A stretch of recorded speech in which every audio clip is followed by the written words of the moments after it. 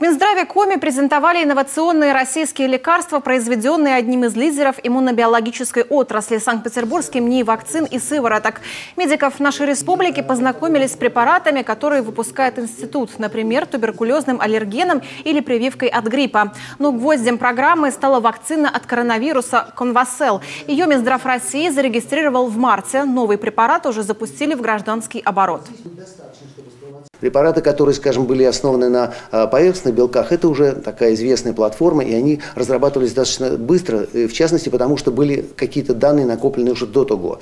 Препарат Convacel начал разрабатываться в 2020 году. То есть концепция вот этого препарата, она абсолютно новая. Это внутренний белок, это совершенно другой механизм действия. Благодаря иному принципу действия Convacel универсален для любого штамма ковида, и действует эта вакцина дольше, минимум 11 месяцев. Еще один препарат МИР-19 используется уже для лечения коронавируса, а не профилактики, через ингаляции на средних и средне-тяжелых стадиях. Абсолютно таргетированный, точно целенаправленный удар.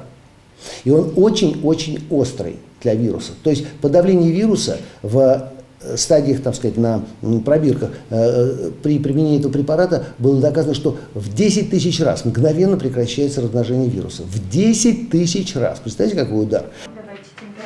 Причем МИР-19, как заверяют в институте, безопасен для человека, не имеет побочных эффектов и не накапливается в организме. Третья стадия испытаний обоих препаратов стартует в начале следующего года. После ее окончания можно будет говорить о массовом применении новейших разработок.